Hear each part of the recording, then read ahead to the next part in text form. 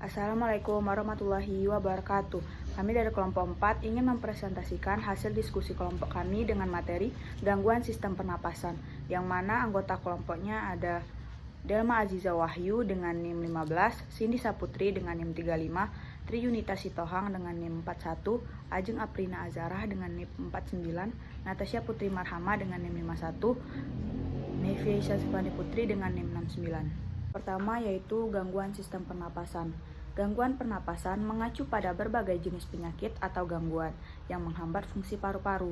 Penyakit ini dapat mempengaruhi kemampuan untuk bernapas. Penyebabnya bisa datang dari mana saja, meliputi infeksi, paparan zat berbahaya seperti asap rokok, atau kelainan pada sistem pernapasan itu sendiri. Selanjutnya saya akan menjelaskan tentang dasar-dasar patofisiologi gangguan, jenis, sifat, etiologi gangguan pada sistem pernapasan. Patofisiologi sistem pernapasan, yang mana yang pertama itu pasien mengalami toleransi terhadap hipoksia dan hiperkapnia yang memburuk secara bertahap. Setelah gagal nafas akut, biasanya paru-paru kembali ke asalnya. Pada gagal nafas kronis, struktur paru alami kerusakan yang irreversibel. Indikator gagal nafas setelah frekuensi pernapasan dan kapasitas vital. Frekuensi pernapasan normal ialah 16 sampai 20 per menit. Sedangkan kapasitas vital adalah ukuran ventilasi yang mana normalnya itu adalah 10 sampai 20 ml per kilogram. Gagal napas ini penyebab terpentingnya adalah ventilasi yang tidak adekuat, di mana terjadi obstruksi dan jalan nafas atas.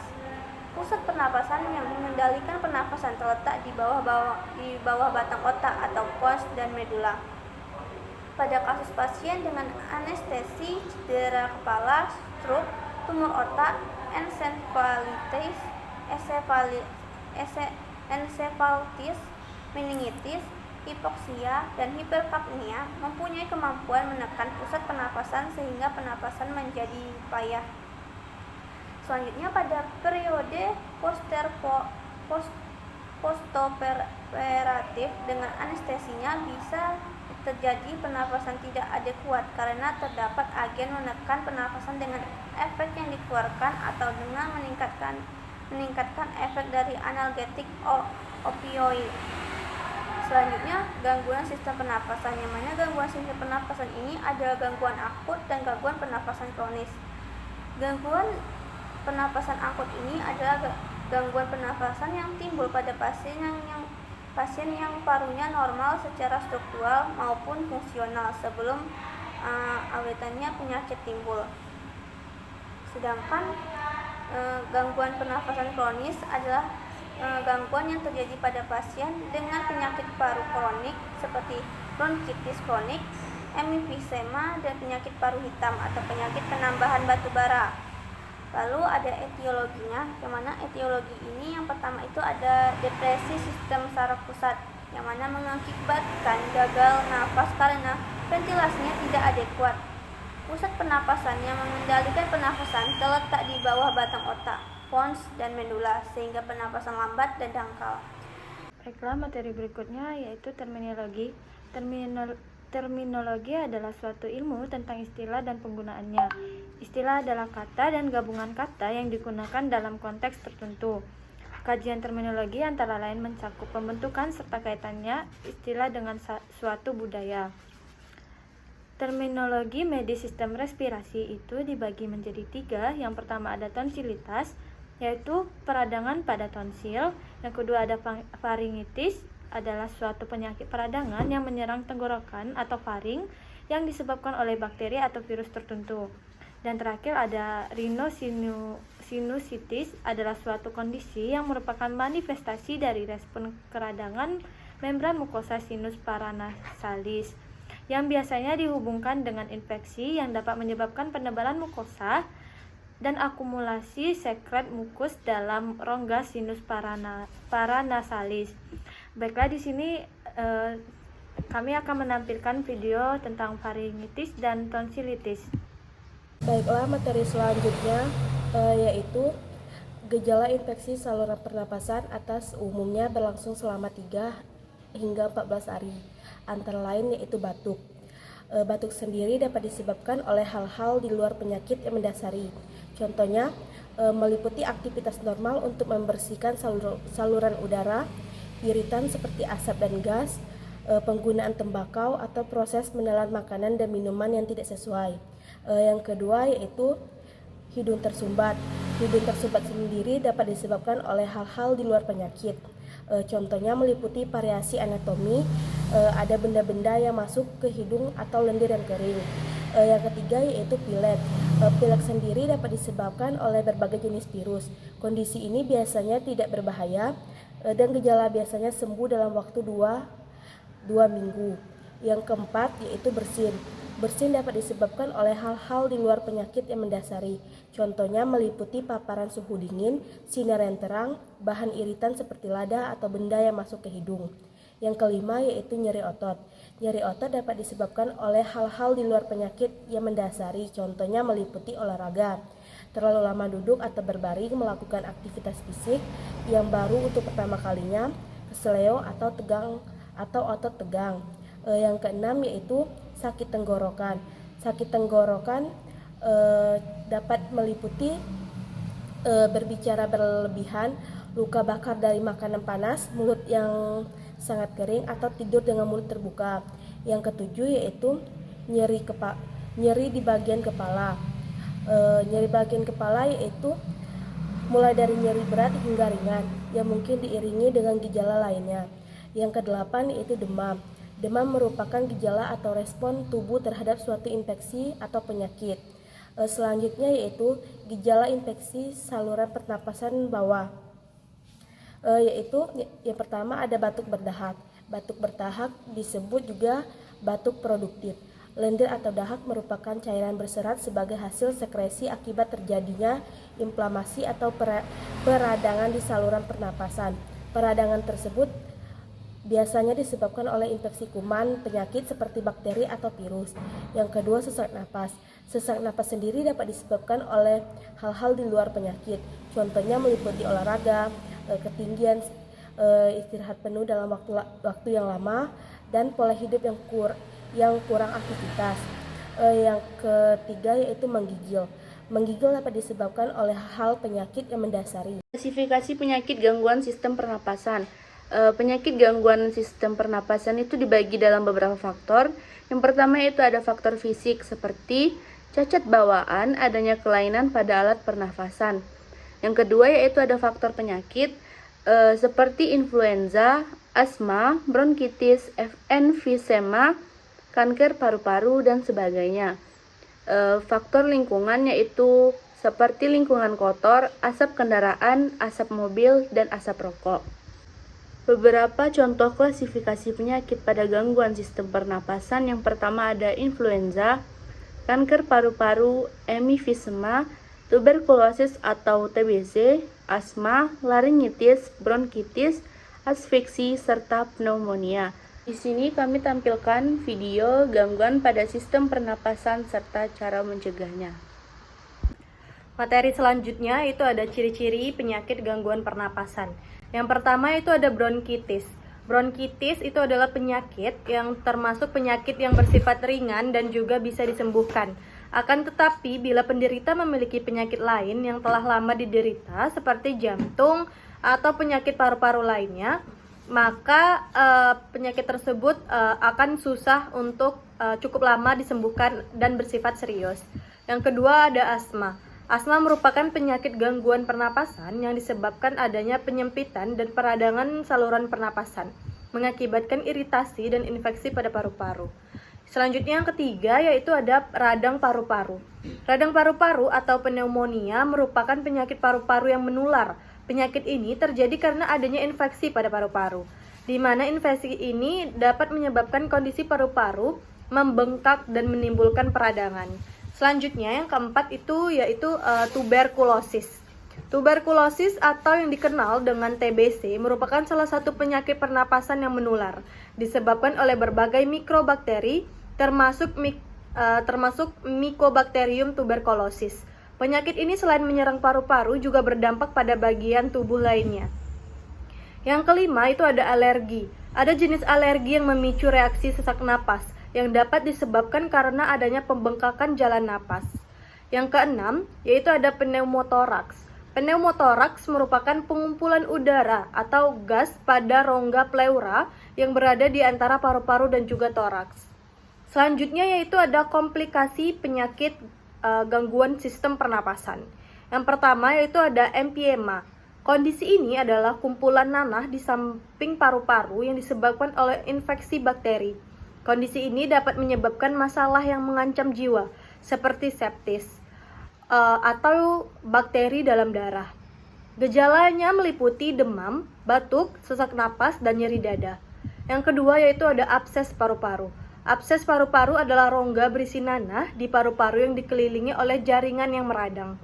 Biasanya disebabkan oleh infeksi berat seperti pneumonia atau TBC, atau dari menghirup zat tertentu ke dalam paru-paru dari mulut.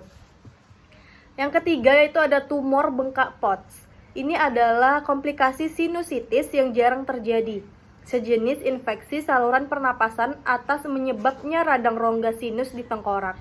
Abses terjadi di daerah dahi dengan pembengkakan frontal. Tumor bengkak Potts biasanya terlihat pada akhir masa kanak-kanak atau remaja. Gejalanya meliputi merah, pembengkakan lembut di tengah dahi, sakit kepala, dan demam. 4. Selulitis orbita. Selulitis orbita adalah kemungkinan komplikasi sinusitis lainnya.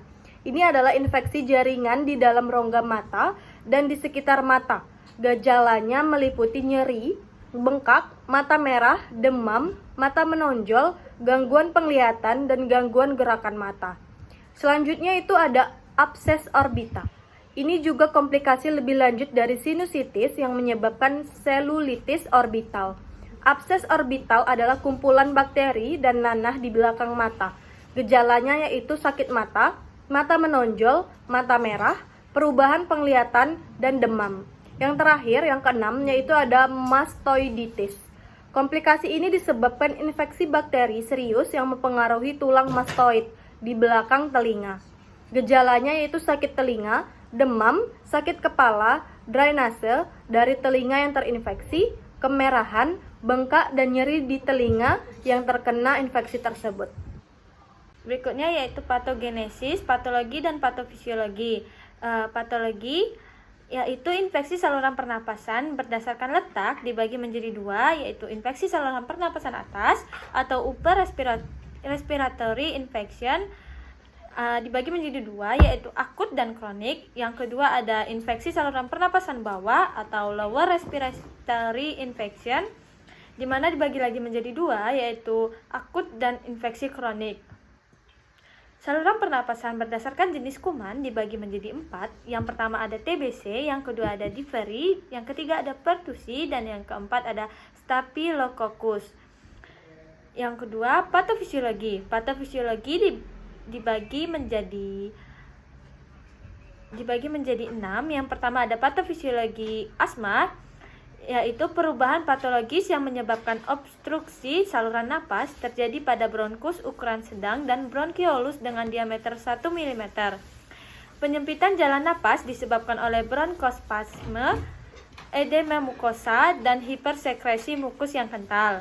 Kesulitan utama terletak pada ekspirasi, yang mana percabangan trankobronkial melebar dan memanjang selama inspirasi. Tetapi sulit untuk memasukkan udara keluar dari bronkiolus yang sempit, mengalami edema, dan terisi mukus yang dalam keadaan normal akan berkontraksi sampai pada tingkatan tertentu pada ekspirasi. Udara terperangkap pada bagian distal tempat penyumbatan sehingga terjadi hiperinflasi progres dari paru-paru, yang mana sewaktu pasien berusaha memasukkan udara keluar akan timbul mengekspirasi memanjang yang merupakan ciri khas dari asma. Yang kedua ada ARDS atau sistem gawat pernapasan pada dewasa. Dibagi menjadi beberapa fase. Yang pertama ada pada fase pertama, cedera mengurangi aliran darah normal ke dalam paru-paru, yang mana trombosit mengalami agregasi dan melepaskan histamin, serotin, serta bronkinin. Pada fase kedua, substansi yang dilepaskan menimbulkan inflamasi dan kerusakan pada membran kapiler alveoli sehingga terjadi peningkatan permeabilitas kapiler. Kemudian cairan berpindah ke dalam ruang interstisial. Yang pada fase ketiga, permeabilitas kapiler meningkat dan terjadi kebocoran protein serta cairan sehingga meningkatkan tekanan osmotik interstisial dan menimbulkan edema paru-paru. Pada fase keempat, penurunan aliran darah dan cairan dalam alveoli akan merusak surfaktan dan merusak kemampuan sel untuk memproduksi lebih banyak surfaktan lagi. Kemudian terjadi kolaps alveoli yang merusak pertukaran gas. Pada fase ke-6, oksigenasi akan mengalami kerusakan, tetapi karbon dioksida akan dengan mudah melewati membran alveoli dan dibuang keluar melalui ekspirasi, di mana kadar O2 dan CO2 darah rendah.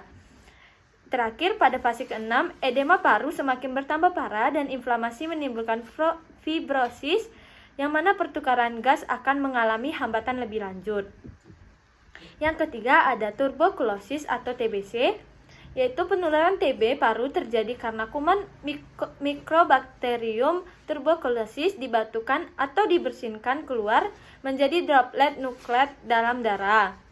Partikel infeksi ini dapat hidup dalam udara bebas selama kurang lebih dari 1-2 jam, tergantung pada ada tidaknya sinar ultraviolet, ventilasi yang buruk, dan kelembapan. Suasana lembab dan gelap kuman dapat bertahan berhari-hari sampai berbulan-bulan. Bila partikel ini terhisap oleh orang sehat, maka akan menempel pada jalan nafas atau paru-paru. Yang keempat ada emfisema, penyempitan saluran napas yang terjadi pada emfisema paru-paru, yaitu penyempitan saluran napas ini disebabkan elastisitas paru yang berkurang. Penyebab dari elastisitas yang berkurang yaitu defiensi alfa-1 antitripsin, di mana AAT merupakan suatu protein yang menetralkan enzim proteolitik yang sering dikeluarkan pada peradangan dan merusak jaringan paru-paru. Dengan demikian, AAT dapat melindungi paru dari kerusakan jaringan. Pada enzim proteolitik di dalam paru-paru terdapat keseimbangan paru antara enzim proteolitik, elastisitas, dan anti-elastisitas supaya tidak terjadi kerusakan. Yang berikutnya, yang kelima, emphysema, yaitu infeksi paru dapat menyebabkan terjadinya emphysema. Infeksi adalah komplikasi yang paling sering terjadi. Sumber infeksi yang paling jarang termasuk sepsi abdomen, yang mana pertama sekali membentuk sumber infeksi yang paling jarang termasuk absces abdomen. Kan salah. Yang mana pertama sekali dapat membentuk abses subrenik sebelum menyebar ke rongga pleura melalui aliran pada getah bening. Abses hati yang disebabkan etamoeba histolitik mungkin juga terlibat, dan infeksi pada faring, tulang toraks atau dinding toraks dapat menyebar ke pleura baik secara langsung maupun jaringan mediastinium. Yang terakhir ada bronkitis. Patofisiologi bronkitis. Temuan utama bronkitis adalah hipertrofi kelenjar mukosa bronkus dan peningkatan jumlah sel goblet dengan infiltrasi sel-sel radang dan edema pada mukus sel bronkus. Pembentukan mukosa yang meningkat mengakibatkan gejala khas yaitu batuk produktif. Produktif mukus yang terus-menerus mengakibatkan melemahnya aktivitas silia dan faktor fagositosis dan melemahkan mekanisme pertahanannya sendiri. Berikutnya ada manifestasi klinik penyakit sistem pernapasan, yaitu penyakit paru berupa gejala sistematik maupun terbatas pada gejala sistem respirasi. Dibagi menjadi 4. Yang pertama ada batuk dengan produksi sputum, yang kedua ada batuk berdarah, ketiga ada sel nafas, dan yang keempat ada nyeri dada atau pleura. Dari kelompok kami, bila ada kesalahan kami mohon maaf. Wassalamualaikum warahmatullahi wabarakatuh.